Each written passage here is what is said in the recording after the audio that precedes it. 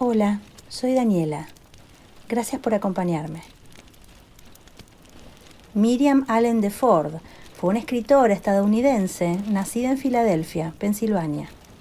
Trabajó durante un tiempo como reportera y en los años 1900 fue una activista y difusora de información hacia las mujeres sobre el control de la natalidad. También dirigió sus energías en historias de ciencia ficción y misterio, publicando después varias antologías sobre el tema.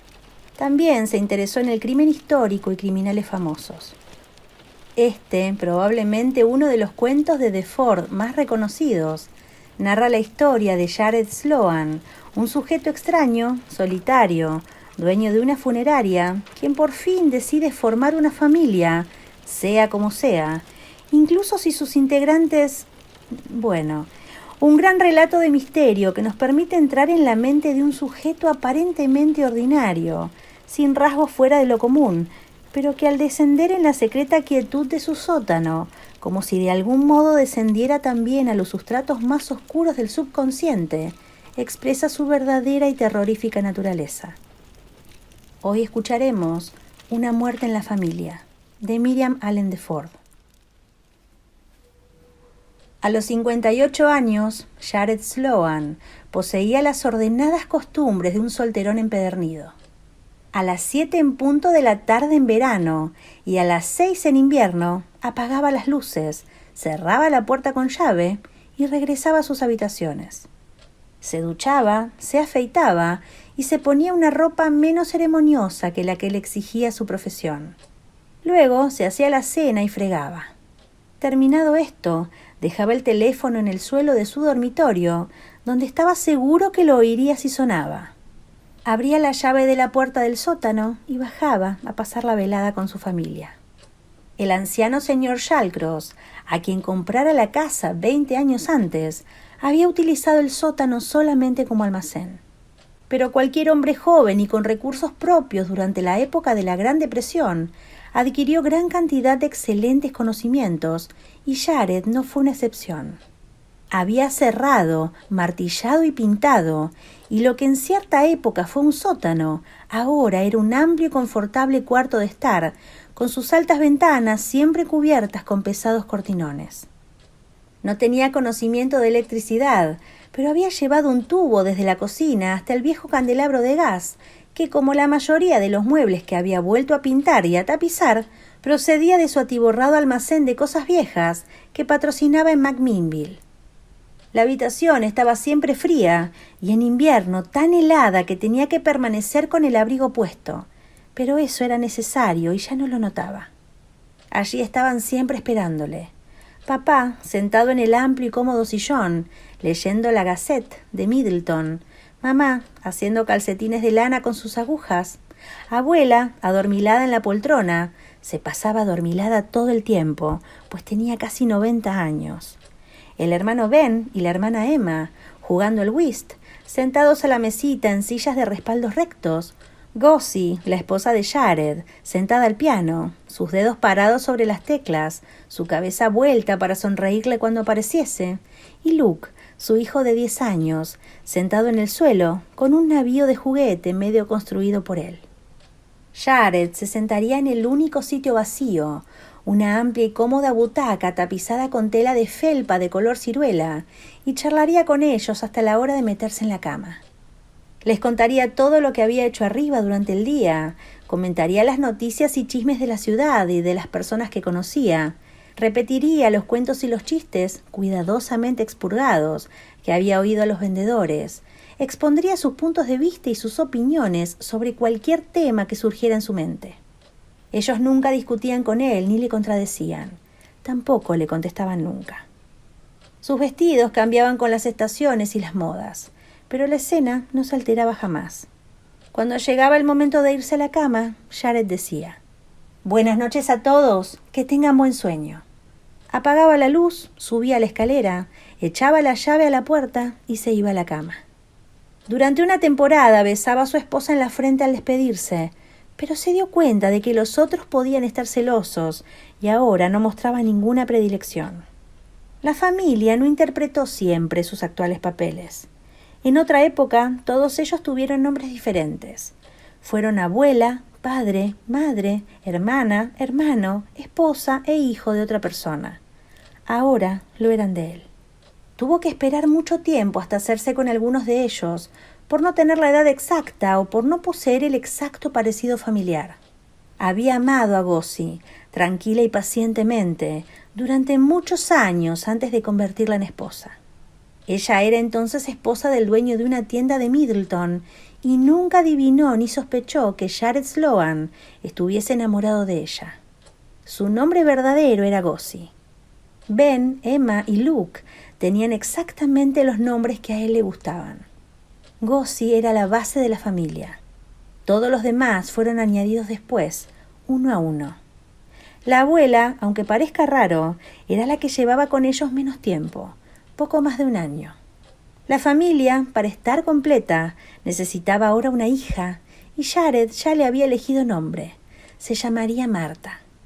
Le gustaban los nombres antiguos, pertenecían al pasado, a su solitaria infancia en el orfanato, donde vivió siempre hasta que cumplió los 16 años. Aún recordaba con amargura cómo los otros niños se burlaban de él, un expósito, cuyo nombre se debía al capricho del superintendente, que se lo puso cuando lo encontraron, envuelto en una sábana rota en la escalera del orfanato. Los otros niños también eran huérfanos, pero sabían quiénes eran. Tenían tías, tíos y primos que les escribían cartas, venían a verlos y les enviaban regalos por Navidad y por sus cumpleaños, a los que ellos visitaban algunas veces también, y que con frecuencia les pagaban todo o parte de su mantenimiento. Jared Sloan no tenía nadie. Esa era la causa de que él necesitase una familia numerosa. Todas las noches, ahora, era un hombre con padres, hermanos, esposa e hijo. La abuela fue un caso de suerte. Le había echado el ojo a la anciana señora Atkinson y la había conseguido. No había más sitio para otra persona adulta en la familia. Pero Marta, cuando la encontrase, podría sentarse en un almohadón en el suelo, al lado de su hermano, y jugar con una muñeca que él le compraría. Decidió que sería más pequeña que Luke, pero lo suficientemente mayor para poder hablar con su padre. Por las noches, ya en la cama, antes de que pusiera el despertador y dejara la dentadura en el vaso de agua, Jared Sloan recitaba mentalmente una breve oración por alguien o algo, a veces por sí mismo. Una oración de agradecimiento por la maravillosa e inaudita idea que se le ocurriera hacía 10 años, cuando en una noche triste e insomne se le ocurrió de pronto cómo podría ser de Gussie su esposa y conservarla con él todo el tiempo que él viviese. Ralph Stigler le había llamado aquella misma tarde. De ahí surgió el atrevido y estremecedor plan, brotado como Palas Atenea de la cabeza de Júpiter. Habíase jugado el descubrimiento, la ruina, la cárcel y la desgracia contra la realización de su sueño más querido y más secreto, tener una familia propia. Y había ganado. Después de Gussie, lo demás fue fácil. No podía prever, pero sí elegir.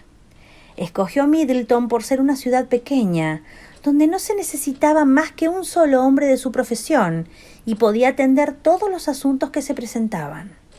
Dudó cuando vino aquí por primera vez, cuando salió del colegio, temiendo que no hubiera un modo de vida adecuado para él en el pueblo y en las granjas de los alrededores.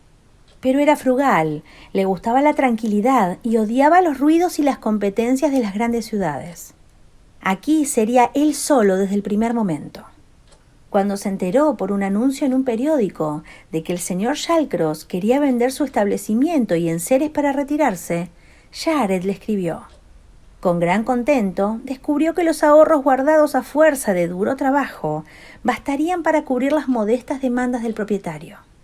En una semana, el negocio cambió de manos. Actualmente, y desde hacía mucho tiempo, era un firme puntual de Middleton, y si nunca fue socio del casino ni tuvo amigos íntimos, era muy conocido y respetado, y sobre todo, por encima de toda sospecha. Todo se hacía siempre como deseaban los familiares del difunto. El entierro salía de la casa del muerto o de su magníficamente decorada capilla, según ellos preferían. Ese fue su principal terror con Gussie, pero todo salió bien. Ralph Stigler prefirió inmediatamente la capilla. Recordaba con pena cómo, algún tiempo después, perdió un espléndido primer candidato para hermano Ben, porque la madre de Charles Holden insistió en que el servicio funerario se hiciese en su granja.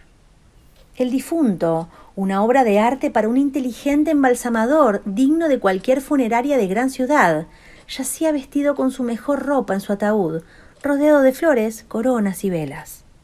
Cuando el sacerdote terminaba el oficio, la señorita Hattie Blackstock tocaba el órgano lánguidamente y luego, a una seña de Jared Sloan, el acompañamiento desfilaba en fila india para echarle la postrera mirada y darle el último adiós. Los parientes desfilaban los últimos. A continuación, todos salían para ocupar los coches que esperaban para acompañar al cadáver hasta el cementerio. Como es lógico, nadie que fuese incinerado en lugar de enterrado podía convertirse en miembro de la familia de Jared. Entonces era cuando llegaba el momento crucial. Jared recordaba con todo detalle la primera vez, cuando se trató de Gussie, cuando todo dependía del tiempo, de la decisión y de la suerte. Los que transportaban el ataúd hasta el coche fúnebre esperaban para cerrar el féretro. En los entierros de una ciudad, los ayudantes son los que sacan las flores, pero Jared no tenía ayudantes. En aquel pueblo, donde él conocía a todo el mundo y todos le conocían a él, era natural decir: «Escuchen, no quiero que el acto se prolongue demasiado. Ya es bastante penoso para todos ustedes. Así pues, he separado las tarjetas de los ofrecimientos de flores. ¿Les importaría, por tanto, trasladar ustedes mismos las flores para ponerlas en los alrededores del ataúd? Mientras tanto, yo cerraré la caja y lo tendré todo preparado para cuando regresen». Si alguna persona hubiese objetado, entonces todo el juego se hubiese desbaratado. Gussie nunca habría podido venir a leer, a hacer punto de media, a jugar a las cartas, ni a construir barcos en la gran sala de estar. Pero desde Gussie a la abuela, todo salió bien.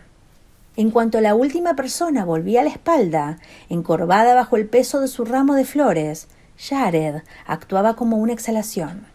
Rápido sacaba el cadáver del ataúd. Rápido lo depositaba en el diván oculto tras los pesados cortinones de terciopelo. Rápido sacaba el maniquí, modelo exacto del muerto, cuidadosamente pesado y preparado, y lo metía en el féretro. Rápido cerraba la tapa y la clavaba. Tardaba en total unos 2 o 3 minutos. Cuando regresaba el primer familiar, todo estaba terminado. Nadie supo nunca lo que llevaban al cementerio ni lo que enterraban. Por supuesto, él mismo conducía el coche fúnebre. La funeraria permanecía cerrada con llave hasta que él volvía.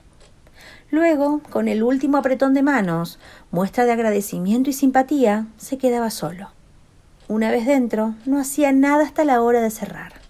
Luego, ya a oscuras la oficina, la capilla y el resto de la casa, apartaba las cortinas de terciopelo y alzaba respetuosamente del diván al nuevo miembro de la familia y lo trasladaba a la habitación preparatoria. Nadie pudo censurarle nunca que el trabajo de embalsamamiento ya hecho no fuera tan bueno como el más exigente pueda desear. Pero ahora venía el último toque, el refinamiento extraordinario de su arte, la conservación especial que él perfeccionaba, el maquillaje que aumentaba el parecido familiar, las ropas nuevas que había comprado en un rápido viaje a McMinnville. Las ropas que le quitaba a la primera familia, así es como él siempre pensaba de ellos, las guardaba para vestir el próximo maniquí. Si Jared Sloan hubiese sido dado a la frivolidad, cosa que no iba con su temperamento, hubiera encontrado divertido el pensar que, por ejemplo, los últimos atavíos de la primera hermana Emma ocupaban ahora el ataúd del primer papá. Por último, colocaba al nuevo miembro en la postura que había decidido tuviera entre la familia reunida en el salón de estar. Una vez terminado todo, conducía a su recientemente adquirido pariente al sótano. No se necesitaba ninguna presentación. Se presumía que los miembros de la familia Sloan se conocían todos. Jared se fue tarde a la cama en esos 7 días de ajetreo. Le costaba lágrimas separarse de la compañía de su aumentada familia e irse a su solitario dormitorio. A medida que transcurrieron los años, dejó de temblar, de preocuparse o de temer durante meses o semanas enteras después de adquirir un nuevo miembro, como le ocurrió al principio. Después de todo, preparaba 50 entierros al año aproximadamente, contando con los alrededores de Middleton y con alguna persona casual nacida en Middleton que hubiese dejado la localidad y quisiese que le trajesen a su casa para enterrarle. En 10 años suponían 500 entierros, de los cuales solo en 7 había llevado a cabo la gran jugada. Por supuesto, algún día él se moriría e inevitablemente se descubriría todo. Mas para entonces ya todo habría pasado y el escándalo, los comentarios y los titulares de los periódicos no le importarían en absoluto. Tenía solamente 58 años y nunca había estado enfermo. Contaba con vivir 20 o 25 años más y era el único hombre de Middleton que nunca temería quedarse solo en su vejez. Recordaba su terrible soledad durante su niñez y su juventud, y a sus silenciosas plegarias de agradecimiento añadía las gracias por su propio esfuerzo, que tanto le había compensado. También estaba agradecido por otra cosa, el destino que le privó de amor maternal, como niño abandonado, pareció paralizar su naturaleza emocional. Nunca en su vida experimentó el desagradable impulso de otros hombres. Aún durante su largo amor por Gussie Stigler, lo sustituyó, como lo haría ahora que era Gussie Sloan, por la ternura, la protección y la dependencia. Quería a su familia porque era su familia, porque eran suyos y de nadie más, porque con ellos podía explayarse y ser él mismo, y porque sabía que siempre le pertenecerían. Quería a papá y a mamá con verdadero cariño filial, a sus hermanos, Ben y Emma, como podía quererlos un hermano mayor. Adoraba a Gussie y a Luke. Todo cuanto él necesitaba ahora para que su felicidad fuese completa era una hijita. No era bueno para un niño como Luke ser hijo único. Debía esperar, como con los demás, hasta que se presentara la oportunidad. No había prisa. Luke siempre tendría sus 10 años, de la misma forma que la abuela siempre contaría 89. Podía esperar. Pero su corazón le daba un vuelco siempre que le llamaban de una casa donde había niños, hasta que se enteraba, como siempre, de que era el abuelo, o el tío William, o la anciana Sarah, quienes requerían sus servicios. En las primeras horas del día 31 de marzo, unos fuertes golpes en la puerta despertaron a Jared Sloan de su profundo sueño. Eso sucedía algunas veces. La gente venía en lugar de telefonear. Como un médico, estaba acostumbrado a los avisos nocturnos y se encogió de hombros mientras se ponía la bata y las zapatillas. Cuando encendió la luz de la puerta de la calle, oyó el ruido de un coche que se alejaba. Cuando abrió la puerta, la calle principal y comercial de Middleton, formaba parte de la carretera principal del estado. Estaba oscura y desierta. Entonces sus ojos se fijaron en un pequeño paquete, envuelto en una manta, que se hallaba a sus pies en el pórtico. Avanzó y lo recogió. Enseguida supo de qué se trataba. Ya en el interior de su casa lo deshizo y sacó un pequeño cuerpo. La reconoció inmediatamente. Los periódicos habían publicado numerosas fotografías. Era la hija de Manning. Manning había desobedecido las órdenes dadas y avisado a la policía, y los secuestradores se habían vengado brutalmente. Nunca pudo imaginarse Jared Sloan los motivos que tuvieron los secuestradores para depositar su víctima en los peldaños de la escalera de la casa de un enterrador del condado, a 400 kilómetros de la ciudad donde vivía la hija del millonario, ciudad perteneciente a otro estado. Probablemente, habiendo escapado con el importe del rescate, se les ocurriría aquello al ver la muestra de la funeraria cuando pasaban por Middleton, y como prueba de humor macabro le habían regalado el cuerpo.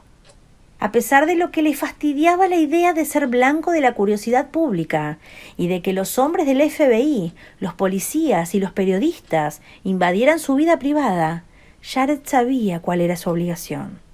Telefonearía inmediatamente a la oficina del sheriff de McMinnville. Entonces miró el envoltorio y su contenido. Permaneció inmóvil mucho tiempo, meditando. Luego, tranquilamente, alzó a Diana y la trasladó a la cámara preparatoria. Antes de volverse a la cama, incineró la ropa que traía. Fue cauteloso. Quemó aquellos restos en varios días. A la noche siguiente, por primera vez desde la llegada de la abuela, Jared bajó al sótano el tiempo indispensable para comunicar a su familia la buena nueva. Estaba nervioso. Ante todo, se lo dijo a Gussie al oído. Al fin y al cabo, Marta sería su hija. Estuvo trabajando hasta muy tarde. Luego sacó a Marta de su escondite. No había ningún sepelio pendiente para el resto de la semana, ni en la capilla ardiente. Podía dejar un aviso en la puerta al mediodía y marchar a Macmillville a comprar un equipo y una muñeca para su hijita. Siempre hacía las compras para su familia en Macmillville, porque la ciudad era lo bastante grande para que no le conocieran. Ni los periódicos ni la radio dieron noticia alguna sobre el caso Manning. Tal vez el padre, infeliz loco, estaba aún soñando con que le devolvieran a su hijita tras haber pagado el rescate. El secreto y el silencio que le habían exigido los otorgó demasiado tarde. Aquella noche, Jared Sloan se acomodó en su sillón tapizado en color ciruela y charloteó alegremente con Marta, colocada en un almohadón junto a su hermano, sonriendo a su madre, sentada al piano. La familia estaba completa. Se consideraba el hombre más feliz de la tierra. 3 días más tarde, mientras hacía cuentas en su despacho, se abrió la puerta de la calle y entró un hombre alto y joven que traía una cartera. Jared preparó su expresión para saludar a un vendedor y no a un cliente. «¿Señor Sloan?», le preguntó, cordial el joven. Jared asintió. «¿Puede usted atenderme unos momentos?» «No hay nada que me haga falta por ahora, gracias». «¿Que le haga falta? ¡Oh, no!», respondió riéndose. «No soy un vendedor». Abrió la cartera y enseñó una placa y una tarjeta. Investigador. Su nombre era Ennis. Jared dio un bote en su sillón, apretando los brazos para ocultar el repentino temblor de sus manos. Ennis se sentó frente a él sin esperar que le invitara. «Se trata del cuerpo de la hija de Manning», dijo, tranquilo. Jared había conseguido dominarse ya. Miró a Ennis con el ceño fruncido. «¿La hija de Manning? ¿La que secuestraron? ¿La han encontrado?» «Todavía no, señor Sloan». El hombre miró a su alrededor, recorriendo con la vista el pequeño y limpio despacho y fijándola después en el dueño de la funeraria, correctamente vestido de negro. Pareció desconcertado. Luego se inclinó hacia adelante, confidencial. «Tal vez haya algún error», dijo. «Aún no se ha hecho público, pero hemos detenido a un hombre altamente sospechoso». «Bueno, espero que se pudra en la cárcel. Si alguien asesina así...» «¿Asesina? Usted habló de un cuerpo». «Efectivamente. Bien, seré claro con usted, señor Sloan. Ese hombre hace ya 2 días que está en nuestro poder y ha empezado a hablar. En realidad, para serle franco, tenemos una confesión completa. Y nos dijo que el 30 de marzo pasó por Middleton con el cuerpo en su coche y que lo dejó en el pórtico de la funeraria que se halla en la carretera principal. Nos dijo también que en la muestra se leía el nombre de Sloan. Nadie dejó en el pórtico de mi casa nada la noche del 30 de marzo», dijo Sloan con firmeza. Y era verdad. Eran las 3 menos cuarto de la mañana del 31 de marzo. «Escuche, señor Sloan, por favor, comprenda que no le acusamos a usted de nada. Naturalmente, ocultar algo así es un delito castigado por la ley, pero no pretendemos ser severos. Me doy perfecta cuenta del choque que eso sería para usted, y que usted habrá necesitado tiempo para pensar en lo que tenía que hacer. Después de todo, no es agradable que hagan la publicidad de uno por un motivo como el que nos ocupa, sobre todo cuando uno no ha cometido un delito. Puedo darle mi palabra de honor. Si usted consiente en que nos llevemos el cuerpo tranquilamente, no haremos público en dónde lo encontramos». «Si usted hubiese venido aquel mismo día, se lo habría dado», pensó Jared.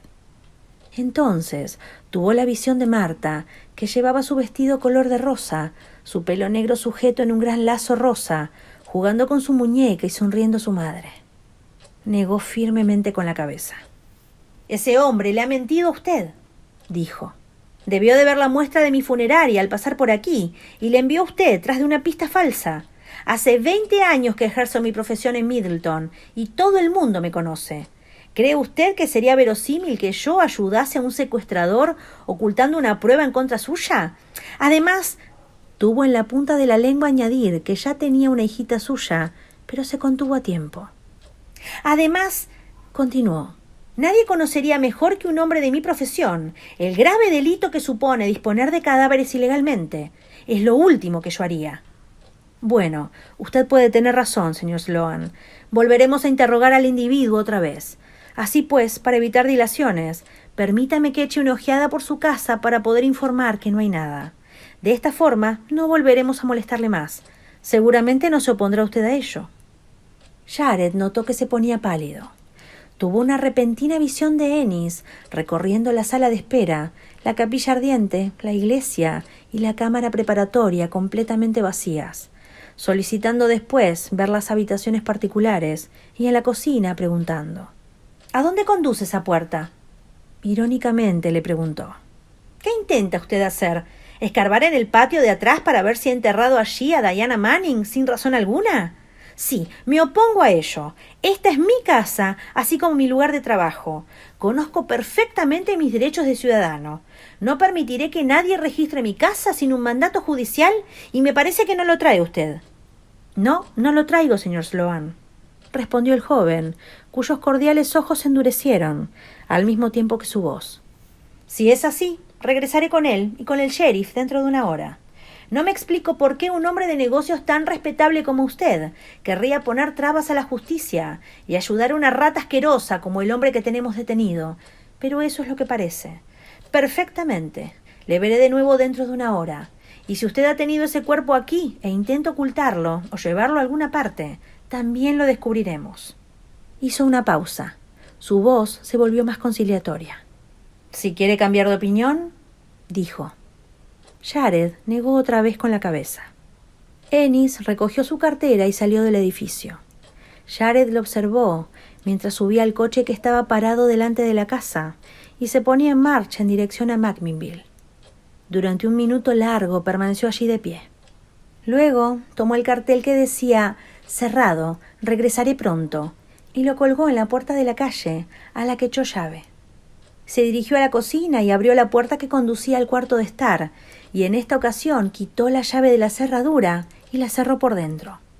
Entonces, lentamente, bajó la escalera para reunirse con su familia. Llegó hasta el final del cuarto y descorrió las cortinas de las 2 ventanas. Era la primera vez que se descorrían desde que la habitación fue preparada para recibir a Gussie. Era un riesgo, aunque pequeño, pero había que correrlo durante breves instantes. A la blanca luz del día había algo frío y desamparado en la extravagante escena. Papá estaba leyendo el periódico, mamá haciendo punto de media, Ben y Emma jugando a las cartas, Luke trabajando en su nuevo modelo de barco y Gussie sentada al piano como siempre. Sin embargo, parecían un poco blanquecinos, más muñecos que seres vivos, hasta la querida Gussie con su nuevo vestido azul. Solamente Marta, la recién llegada, aparecía tan lozana y brillante como todos lo habían sido a la cálida luz de gas en sus noches felices. Suspiró hondo. Alcanzó el candelero y abrió las espitas. Luego se sentó en el sillón. Los quería tanto. Eran suyos, le pertenecían como él les pertenecía.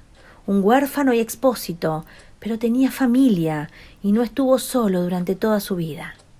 Un hombre que no era como los otros hombres, pero había amado a una mujer y durante 10 años ella había sido su querida y adorada esposa. Impulsivamente, aún medio aturdido porque los otros tenían los ojos fijos en él, se dirigió al piano, abrazó a Gussie y por primera vez la besó. Su boca estaba fría y seca, pero él nunca había besado unos labios ardorosos y húmedos. Luego volvió a sentarse en su sillón. Tras un rato empezó a oler a gas. Era gas natural, pero si por descuido se dejaba abierta la llave, causaba la muerte a las personas vivas. Cuando empezó a notar que las olas de aturdimiento flotaban sobre él, comprendió que la habitación estaba llena de gas. No debía esperar hasta que estuviera completamente atontado. Metió la mano en el bolsillo de la chaqueta, sacó una cerilla y la encendió, restregándola en la suela de su zapato.